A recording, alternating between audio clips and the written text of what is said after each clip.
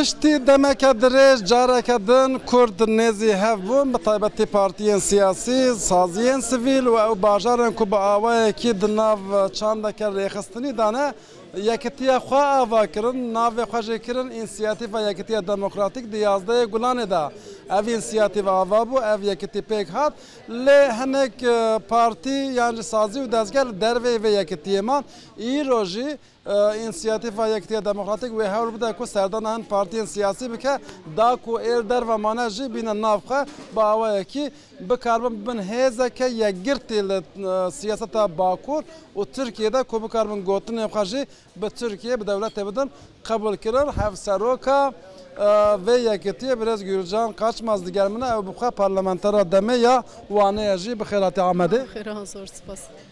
Vê pirsim we hetana karî vê yekitiye çi qas xurt bikin çend sazî û dezgeh partiyên siyasî de cî digirin?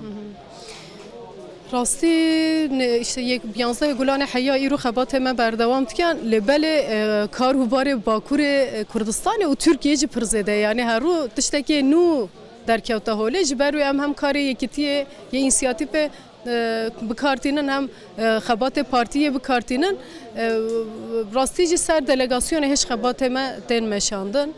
Me hêjîka jî înan ziman sadû şêst delegasyon gel vê delegasyonê ava dike. Sadû çil jî partiyê siyasî. Hêj jî ez ê navê partiyan jî bidem PVK û Hakpar û PDK Bakur û PDK Türkiye navê însiyatîvê de cih nagirin. PSK cî digiran? PSK jî cih nagire.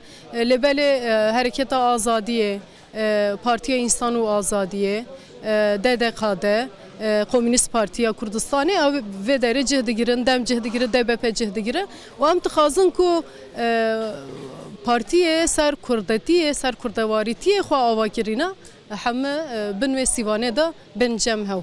Hûn îro biçin serdana kîjan partiya çend partiya hûn ji wan çi daxwaz bikin?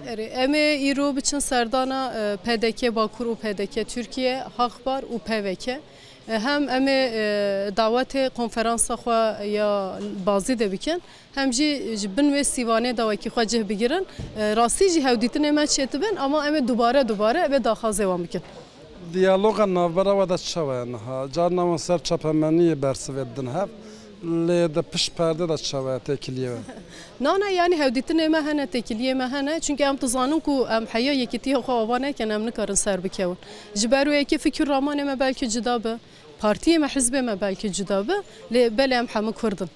Ji ber wê yekî gere em bi hevra xebatê bikarin bimeşînin. Yani ji bo yekîtiya gelê Kurd em her tim tînin ziman em berjevendiya xwe danin cihekê, hizbê xwe danin cihekê, hişmendiya xwe danin cihekê ji bo yekîtiya xebatê bimeşînin. Xalên wên hevpar hene ew partiyên ku nayên bi were heta niha nav sîwana we de cî negirtine. Xalên wên hevpar daxwazên wên hevpar hene. Ya ser zimanê Kurdî mesela zimanê Kurdî bibe zimanê perwerdehiyê, zimanê Kurdî ayekî fermî bê naskirin, statûya Kurdan bê naskirin, nasnama Kurdan bê naskirin ew hewpar e. Daxwaza wan jî ew e ya me jî ew e. Baş hûn ê di vê pêvajoya aştî û çareseriyê de wê rola we çi be? Çünkü gelek sazî û dezgeh partî ve dibin sîvana we de cî bigirin. Gotina wê çi qas bikare bi hêz derkeve û xwe bide qebûl kirin. Daxwaza me ew e ku wekî gotina me bi hêz derkeve em aliyekê hejmarê ji hejmara xwe zêde bikin û xwe berfireh bikin. Ji ber wê jî em xebatan dimeşînin. Erê îro êdî siyaseta û demokratîk de derkevte holê me hêşka jî înan ziman ewa xebatinê yek alî nay çêkirin. Ji ber wê yekî bin sîvana me de hem sazî hene hem kesayet hene hem her tim ol û bawerî heye yê Kurdistanê bêjin dijîn çi qasindekî masî hebin jî em ser wê jî xebatê dimeşînin. Em ol û bawerî, kesayet, sazî, partî hejmara wan çi qas zêde bitin di dengê me jî ew qas xurt derkewitin. Dema deng xurt derkewe di dewlet jî ew qas ew biketin yani gorê wê hereket biketin. Wan du konferansa pêk bîn ez bawerim dikarim sa bi kurtasî behs bikî wan li ku derê kengê pêk bînin wê kî beşdar be? Konferansa me ya yekemîn 26 Tirmehê li bazî de ye em ê diyariyê Ehmedê Xanê bikin. Giringiya yekîtiya gelê Kurd. Mijar ew e, axaftvanê me hene. Du rûniştin axaftvan hene İkbal Dürre heye, Faik Bulut heye, Hasan Özgüneş heye, Cemile Turhallı heye, Gültan Kışanak heye. Du rûniştin de axaftvan de ama bu kadın rûniştina dore yani ya daviye em mikrofona dirêjê partiye siyasî bikin.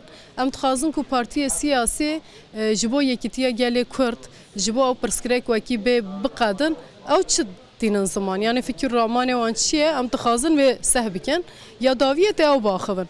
Konferansa duyemîn li Mêrdînê ye, hûn dizanin Mêrdînê pir olî, pir bawerî cihekê mozayîk e Mêrdîn. Ve dere yekîtiya gelê Kurdistanê. Giringiya yekîtiya gelê Kurdistanê çi ye? Li cotme heme li darbexin xebato konferansa duyemîn jî ew e em bawer dikin û hêvî dikin jî tedaviya wê baş be. Gelek spas. Spasxweş serçevan. Zor spas ji birêz Gülcan Kaçmazra ku hevseroka İnisiyatîfa Yekîtiya Demokratîk e û di heman demê de jî parlamentera demê ya wan ye fikr û ramanê xwe bi me re parve kir.